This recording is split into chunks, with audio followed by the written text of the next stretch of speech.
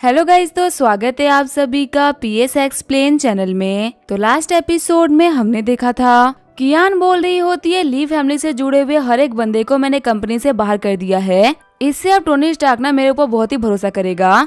तभी वहाँ पे असिस्टेंट आते हुए बोल रही होती है सीईओ कियान, एक बहुत ही बुरी खबर है, हमारे जो कंपनी के बड़े बड़े पोजीशन के लोग हैं ना वो कंपनी को छोड़ के जा रहे हैं और मैनेजर वांग तो अपने साथ में काफी सारे स्टाफ को भी लेके चले गए। उनका कहना है कि उन्हें हमारी कंपनी के ऊपर भरोसा नहीं रहा। कियान बोल रही होती है जिसको भी जाना है उसको जाने दो, हम किसी को भी रोकने वाले तो नहीं है। सेक्रेटरी बोल रही होती है लेकिन लोगों को जाते हुए देख के ना शेयर होल्डर काफी ज्यादा घबरा रहे हैं और वो प्रोजेक्ट के अंदर से अपनी इन्वेस्टमेंट को निकालने का बोल रहे हैं। तभी असिस्टेंट को बाहर करते हुए कियान बोल रही होती है टेंशन मत लो, हम सबको संभालेंगे। वैसे भी ये कंपनी टोनी स्टार्क है जो कि आज तक कभी फेल नहीं हुए। सेक्रेटरी के जाने के बाद में कियान बोल रही होती है मजा आ गया, अभी तो मैंने अपनी तरफ से कुछ किया भी नहीं और शैंटियन बबाद होना भी स्टार्ट हो गया। तभी जो कियान के ऑफिस का फोन होता है वो बजने लगता है। कॉल पिक करते हुए कियान बोल रही होती है यंग मास्टर, क्या वो कुछ चाहिए था क्या? अगर आपको कुछ भी चाहिए था ना तो आपको मेरे को पर्सनल फोन पे कॉल करना चाहिए था, ये तो ऑफिस वाला नंबर है, आपने इस पे कॉल क्यों किया? अगर शैंटियन के नए सीईओ को उसके पुराने सीईओ का कॉल आएगा ना तो इसे गलतफहमी क्रिएट हो सकती है। मैं यहाँ पे अपना बेस्ट ट्राई कर रही हूँ ताकि मैं दिखा सकूँ कि मेरा ली फैमिली से कुछ भी लेना देना नहीं है, पर अगर आप इस नंबर पे कॉल करेंगे ना यंग मास्टर तो फिर पक्का से दिक्कत हो सकती है। वैसे आपने मेरे को बताया नहीं कि आपने क्यों कॉल किया था। वैसे अगर आपके पास में कोई इम्पोर्टेंट काम नहीं है तो मैं अपना काम करती हूँ। चिढ़ते हुए ली जियामू बोल रहा होते सीईओ किया ना तो कुछ ज्यादा ही कमाल की हो, मैंने आपको एक कॉल कर दिया, आपने तो मेरे को बहुत कुछ सुना दिया। आप तो पहले दिन शो कर रही हो कि सेक्रेटरी कियान और सीईओ कियान में कितना अंतर है। कियान तो मुझे बोल रहे हो कि मेरे को तुम्हें कॉल करने के लिए पहले तुमसे इन्फॉर्मेशन लेनी होगी और तुम्हारी टोन को ज्यादा ही लाउड नहीं थी। लगता है कि तुम भूल गए हो कि तुम अपने यंग मास्टर से बात कर रहे हो, किसी एम्प्लॉय से नहीं। तभी घबराते हुए कियान सोच रही होती है आखिर मैंने यंग मास्टर के साथ में कैसे बात कर ली। सच में सीईओ बनने के बातों में टोन ही चेंज हो चुकी है। वैसे इसमें मेरी कोई गलती नहीं है, अगर यंग मास्टर इस नंबर पे कॉल करते और जो यहाँ पे होती तो मैं अभी तक फंस गई होती। कियान बोल रही होती है यंग मास्टर मुझे एक बार एक्सप्लेन तो करने दीजिए, मेरा ये कहने का मतलब नहीं था, आप मेरे को गलत समझ रहे हो, मैं बस प्लेन को लेके ना कुछ ज्यादा ही कंसर्न थी। ली जियामू बोल रहा होते तुम मेरे को चीजों को एक्सप्लेन करोगी, तुम्हें पता तुम्हें ना कुछ बोलने की जरूरत ही नहीं है, तुम्हारे ये जो एक्शन है ना चीजों को काफी क्लियरली बयान कर रहे हैं। वैसे मैंने तुम्हें किसी जरूरी काम के लिए कॉल किया था, आखिर जो जिमी और डायरेक्टर जूहन को किसने फायर किया है? पहले मेरे को लगा कि इन लोगों को जुई ने फायर किया है, लेकिन जुई को तो पता ही नहीं है कि ये लोग मेरे लोग हैं और ये लोग आने के बाद से रेगुलरली बोल रहे हैं कि इन लोगों को फायर करने वाली तुम हो। मेरे को बिलीव नहीं हो रहा था कि इन लोगों को तुम फायर कर सकती हो, क्योंकि तुम्हें पता है ना कि दोनों के दोनों मेरे लोग हैं। फटाफट से मेरे को क्लियर करो कि आखिर इन लोगों को जुई ने फायर किया या फिर टोनी स्टार्क ने, क्योंकि मुझे ये तो पता है कि तुम ऐसा काम नहीं करोगी। मेरे लोगों को फायर करके तुम्हें क्या मिलेगा? अगर ये कंपनी में रहते तो ये तुम्हारी हेल्प करते ना।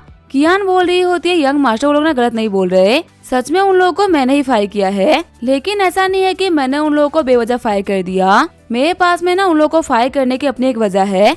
आपको तो पता ही है कि टोनी स्टार्क ने मेरे को सीईओ की पोजीशन दे दी है और यहाँ पे सभी को पता है कि मैं आपकी सेक्रेटरी रह चुकी हूँ, तो इस कंपनी के बारे में हर एक चीज ना मेरे को सही तरीके से पता होगी। सीईओ की पोजीशन के बदले में ना मैंने उन लोगों के नाम की लिस्ट शो करी थी जो लोग आज भी ली फैमिली के लिए काम कर रहे हैं, पर यंग मास्टर अगर मैंने ये काम नहीं किया होता ना तो मैं टोनी स्टार्क का ट्रस्ट कभी भी नहीं जीत पाती। सिर्फ मेरे इस एक एक्शन की वजह से ना टोनी स्टार्क मेरे ऊपर बहुत ही भरोसा करता है और उसने मुझे कंपनी को रन करने के लिए कुछ फंड्स भी दिए हैं। और वहीं वो जो कमीनी जुई है ना वो मेरे ऊपर काफी ध्यान दे रही है, वो मेरे हर एक एक्शन को ना काफी सही तरीके से नोटिस कर रही है। मेरा भी मन नहीं था कि मैं जिमी और डायरेक्टर फैंग को ना बाहर निकालूं, लेकिन उस कमीनी जुई की वजह से ना मुझे इन लोगों को निकालना पड़ा। पर यंग मास्टर इन सच का मतलब ये नहीं है कि मैं आपको लेके लॉयल नहीं हूँ, चाहे कुछ भी क्यों ना हो जाए, लेकिन मेरी लॉयल्टी हमेशा ली फैमिली के लिए ही रहेगी। मैं अपना बेस्ट ट्राई कर रही हूँ ताकि मैं शैंटियन को पूरे अपने कब्जे में कर लूँ, ताकि वापस जो इसकी ओनरशिप है ना वो ली फैमिली के हाथों में आ सके।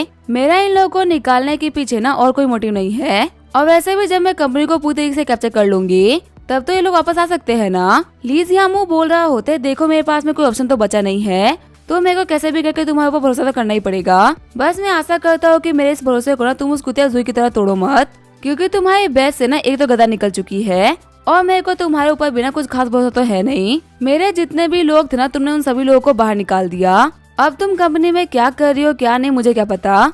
बस हाँ एक चीज को याद रखना कि तुम्हें यहाँ तक पहुँचाया किसने है, तुम बिल्कुल ही टैलेंटलेस थी, आखिर तुम्हें सीईओ बनने के काबिल बनाया किसने, तुम्हारा ये स्टेटस तुम्हें यहाँ तक पहुँचाया किसने है।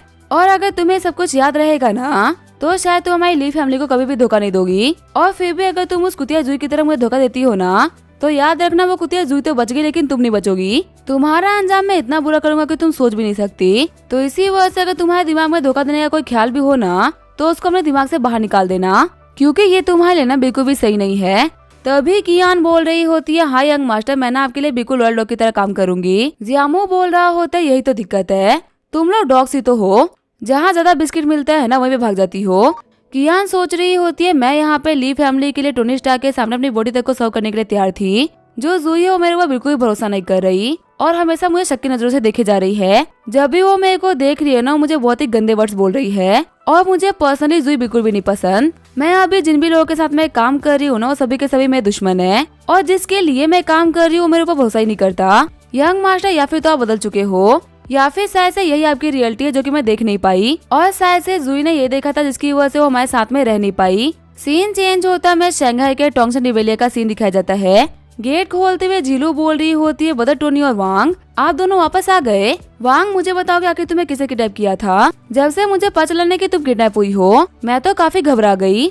अब तुम्हें कोई भी मूवी वगैरह शूट करने के लिए जाने की जरूरत नहीं है, और अगर तुम कभी जाती भी हो तो तुम मेरे साथ में चलोगी। मैंने तुम्हें कहा था ना कि तुम अभी बहुत ही भोली हो और अभी इंडस्ट्री के लिए तैयार नहीं हो, पर तुमने तो मेरी बात ही नहीं मानी। तुम्हें पता है हम सभी कितने टेंशन में थे। वांग बोल रही होती है, जीलू मुझे माफ कर दो, मेरे को पता चल चुका है कि मैंने यहाँ पे कितनी बड़ी गलती करी है। अगर मैंने तुम्हारे और बदर की बात पहले ही मान ली होती ना तो कभी ये दिक्कतें आती ही नहीं। जीलू बोल रही होती है, वांग तुम और बदर टोनी ना मेरे दिल के सबसे ज्यादा करीब हो, तुम लोग को दूर जाते हुए ना मैं नहीं देख सकती। और बदर टोनी, आप तो मेरे शंघाई रहने के बाद मुझसे मिलने के लिए आए ही नहीं। आपको पता जीलू ने आपको बहुत ही मिस करा। टोनी सोच रहा होता है आखिर लड़की करना क्या चाहती है, आखिर इतने क्यूटनेस को कौन रेजिस्ट कर सकता है। लास्ट टाइम जब सेंटियन ग्रुप आए थे ना तो मेरे को लगा था कि आप मेरे से मिलने के लिए भी आओगे, लेकिन आप मुझसे मिलने के लिए नहीं आए। आपको पता है मुझे ना इस चीज का बहुत ही बुरा लगा था। क्या अब आपको जीलू पसंद नहीं है क्या? टोनी बोल रहा होता है, ये कैसे पॉसिबल हो सकता है? अगर तुम मुझे पसंद नहीं होते तो मैं यहाँ पे आ जाता ही क्यों?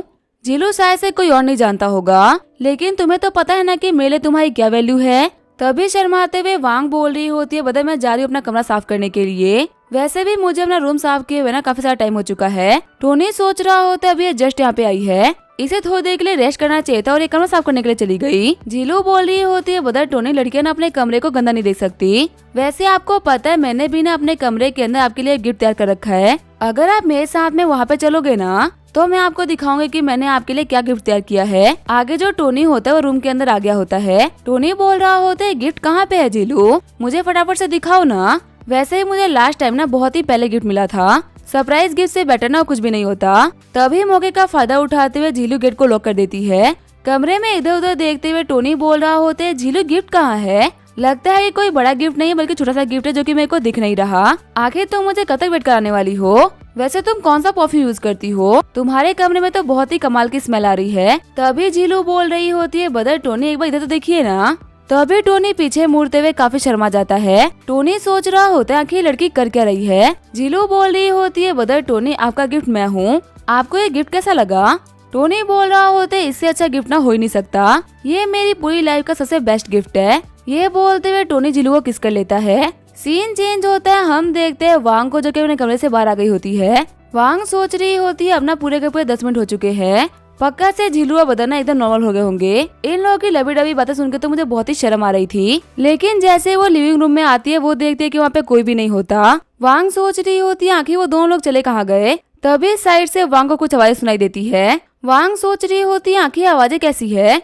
जैसे ही वांग जीलू के कमरे के बाहर जाती है उसे कमरे के अंदर सिस्टम की आवाज आने लगती है। शॉक्ड होते हुए वांग सोच रही होती है, क्या अंदर सिस्टम चल रहा है? क्या सच में बदर और जीलू इस लेवल तक पहुँच चुके हैं? मेरे को पहले लगा था ना कि वो सिर्फ एक दूसरे को नॉर्मली पसंद करते हैं, पर इन लोगों का रिलेशन तो काफी ज्यादा सीरियस हो गया। पर आखिर मुझे यहाँ पे इतना बुरा क्यों लग रहा है? एक तरफ वो इंसान है जो कि मेरा बेस्ट फ्रेंड है और वहीं दूसरी तरफ वो इंसान जिसको मैं सबसे ज्यादा पसंद करती हूँ। अगर ये दोनों एक साथ में भी आ रहे हैं तो इसमें क्या ही दिक्कत है? ऐसे में तो मुझे काफी ज्यादा खुश होना चाहिए था ना, क्योंकि मेरे दोनों ही फेवरेट लोग मेरे बहुत ही करीब रहेंगे। लेकिन आखिर मुझे यहाँ पे बुरा क्यों लग रहा है, मैं रो क्यों रही हूँ? अब मुझे खुद के ऊपर सच में काफी ज्यादा गुस्सा आ रहा है। मैं चाह के भी अपनी फीलिंग्स को ना कंट्रोल नहीं कर पा रही। ये सोचते हुए वांग वहीं बैठ के रोने लगती है। आगे हम देखते रात हो गई होती है। वांग सोच रही होती है मेरे को बहुत ही पहले से पता है ना कि जीलू ब्रदर को काफी ज्यादा पसंद करती है। अगर ये चीज जीलू के बाकी किसी भी सिस्टर के साथ में हो रही होती है तो बहुत ही नॉर्मल सी बात थी, क्योंकि ये सभी लोग ब्रदर को ना सच में काफी ज्यादा पसंद करती है।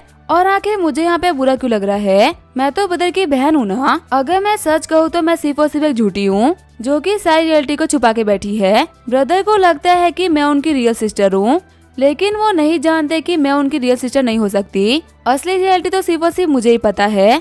और अगर वो मुझे अपनी सिस्टर मानते तो मुझे किसी भी एंगल से धोखा तो नहीं दे रहे ना। यहाँ पे मैं ही हूँ जो ये गलतफहमियों का पहाड़ पाल के बैठी है। अगर मैं खुद को ऐसे ही रखूंगी तो मैं अपने ब्रदर और बाकी सारे करीबी लोगों को ना खो दूंगी। मुझे इस फीलिंग को ना अपने अंदर से हटाना होगा, वरना मेरे इस फीलिंग के चक्कर में ना मैं सब कुछ खराब कर दूंगी। आगे हमें अगले दिन संघाई यूनिवर्सिटी का सीन दिखाया जाता है। जीलू बोल रही होती है मेरी कमर में ना काफी दर्द हो रहा है, मेरे को तो आज यूनिवर्सिटी आने का मन भी नहीं था। वांग बोल रही होती है जीलू क्या हो गया, क्या तुम्हारी तबीयत ठीक नहीं है क्या, आज सुबह तो तुम उठ भी नहीं रही थी। जीलू बोल रही होती है नहीं नहीं मैं तो बिल्कुल ठीक हूँ। जीलू सोच रही होती है जो वांग है ना वो सच में काफी भोली है। वांग बोल रही होती है वैसे जीलू तुम्हें पता है तुम ना आज काफी ज्यादा अलग दिख रही हो, नॉर्मल के मुकाबले ना तुम आज काफी ज्यादा ब्यूटीफुल लग रही हो। मैंने कल नोटिस नहीं किया था, क्या तुमने बीते कुछ दिनों में कोई ट्रीटमेंट वगैरह ली है क्या, आखिर तुम इतनी अच्छी कैसे लग रही हो। जीलू बोल रही होती है तुम्हें पता है मैं ना कल काफी थक गई थी और मुझे लग रहा था कि आज मैं कॉलेज जा पाऊंगी। अगर तुमने इंसिस्ट नहीं किया होता ना तो मैं कभी भी नहीं आती। वैसे अब उठने के बाद में ना मुझे काफी अच्छा फील हो रहा है। वांग सोच रही होती है जीलू को क्या हो गया, आखिर इतना शर्मा क्यों रही है। तभी वहाँ पे कोई आते हुए बोल रहा होता है तुम वांग मैंग मैंग हो क्या। वांग बोल रही होती है हाँ क्या आपको मुझसे कुछ काम था क्या, वैसे मैंने आपको पहचाना नहीं। तभी वो आंटी वांग को थप्पड़ मारते हुए बोल रही होती है खुदे तुम्हें को पहचानेगी भी नहीं, पर तुझे नहीं पता कि तूने मुझसे क्या छीना है, और तूने मुझसे जो भी कुछ छीना है ना उसका हिसाब मैं बराबर करने के लिए आई हूँ। मैंने सुना है कि तू इसी कॉलेज में पढ़ती है और तूने भोले होने का ना एक बहुत ही अच्छा नकाब पहन रखा है सभी के सामने। इन लोगों को भी तो पता चले कि तेरी रियलिटी क्या है, तू यहाँ पे क्या काम करती हो, इन लोगों के पीठ पीछे क्या काम करती है। तू जैसी लड़की को तो देख के मेरे को बहुत ही घिन आती है। आज यहाँ पे देख मैं तेरे कॉलेज के सामने ना तेरे क्या हाल करती हूँ। जीलू बोल रही होती है आंटी अपने औकात में रहो, बिना किसी वजह किसी को दिन के उजाले में थप्पड़ मार देना और फिर उसके बाद में उसके बारे में नाम सना बातें करना, ये चीज ना आपका लेवल दिखा रहा है। वांग तो जानती भी नहीं है कि आखिर आप कौन हो और ना ही मैं आपको जानती हूँ, और उसके बाद भी आप पे बकवास की जा रही हो। आपको पता भी है कि आपने यहाँ पे किसके ऊपर हाथ उठाया है, अपनी खैर मनाना कि इसका भाई यहाँ पे नहीं है, वरना आपका हाथ ना अभी तक कट के गिर गया होता।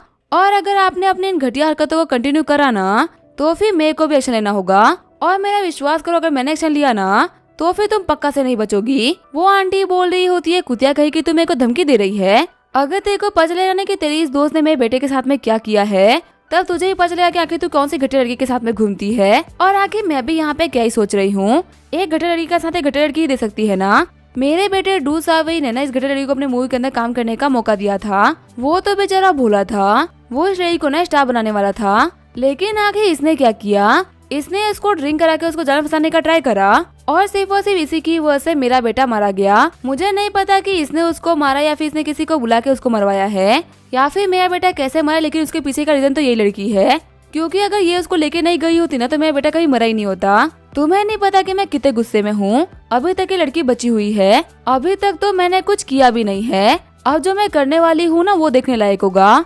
और तुम बोल रहे हो कि इसका भाई कोई बहुत ही बड़ा तोप है, वो कोई प्रेसिडेंट तो नहीं है ना जिसको भी बुलाना है बुला लो। मैं भी यहीं पे खड़ी हूँ, देखती हूँ मेरा कौन क्या बिगाड़ लेता है। मैंने अपने इन्हीं हाथों से ना अपने बच्चे को दफन किया है, जब तक मैं इस कुत्ते को पनिश नहीं कर देती ना मैं शांति बैठूंगी। इसने मेरे बेटे को मारा है ना, मैं इसको जिंदा रहने लायक नहीं छोड़ूंगी। वांग सोच रही होती है अच्छा ये डू सावई की मॉम है, पर आखिर वो मर कब गया। मुझे याद है कि उसने पार्टी के अंदर मुझे डंक कर दिया था, उसके बाद शायद से मैं किडनैप हो गई थी। मुझे क्लियरली पता है कि डू सावई के मरने में ना मेरा कोई भी हाथ नहीं है। ये आंटी बिना किसी वजह के मेरे को ब्लेम कर रही है। शावई की मॉम बोल रही होती है गार्ड आके तुम यहाँ पे कौन सा तमाशा देख रहे हो, फटाफट से जाओ जाके इस कुत्ते को पकड़ लो, इससे पहले कि ये यहाँ से भाग जाए। मैं इसको पुलिस के हवाले तो करूंगी ही, लेकिन उससे पहले मैं इसको सबक सिखाऊंगी, और मैं इसको इस हद तक सबक सिखाऊंगी ना कि ये किसी को मुंह दिखाने के लायक ना बचे। तभी जो गार्ड्स होते हैं वो वांग को पकड़ लेते हैं। वांग बोल रही होती है तुम लोग ये क्या कर रहे हो, मेरे को जाने दो, मैंने कुछ भी नहीं किया, तुम लोग यहाँ पे मेरे को गलत समझ रहे हो। शावई की मॉम बोल रही होती है आज यहाँ पे सभी के सामने इसको पनिश करने के बाद में ना पुलिस स्टेशन लेके चलेंगे, फिर इसको जिंदगी भर के लिए वहाँ पे लॉक करवा देंगे। इसको ही पता चलना चाहिए ना कि डू फैमिली के इकलौते वाइस को मारने की सजा क्या होती है। ये सब कुछ देख के वहाँ पे सारे बंदे काफी ज्यादा शॉर्ट हो गए होते हैं। पहली लड़की बोल रही होती है तो हमारी यूनिवर्सिटी की वांग मैंग मैंग है ना। मैंने सुना है कि कुछ दिनों पहले डू सावे की प्रोड्यूस मूवी में काम करने के लिए गई थी और डू सावे की जो मौत हुई है ना उसके अंदर भी इसका कोई हाथ है। दूसरी लड़की बोल रही होती है इसकी शक्ल देखो ना कितनी भोली है पर अंदर से कितनी खतरनाक है। इसने डू फैमिली के वारिस को मार डाला। अब उसकी मॉम ने इसे बदला लेने के लिए आई है। अब तो ये लड़की पक्का से नहीं बचेगी। तभी वहाँ पे खड़ा एक बंदा बोल रहा होता है तुम्हें नहीं पता सिर्फ डू फैमिली ही नहीं बल्कि ली फैमिली भी इसको नहीं छोड़ेगी। जो डू फैमिली के पैट्रियार्क है ना उसके भाई का नाम है ली वांगचुंग जो कि ली फैमिली का लीडर है। इनके कनेक्शन इतने बड़े हैं ना कि वांग की लाइफ तो पूरी की पूरी डिस्ट्रॉय हो जाएगी। इसी के साथ में ये एपिसोड यहीं पे एंड करेंगे। वीडियो देखने के लिए थैंक यू।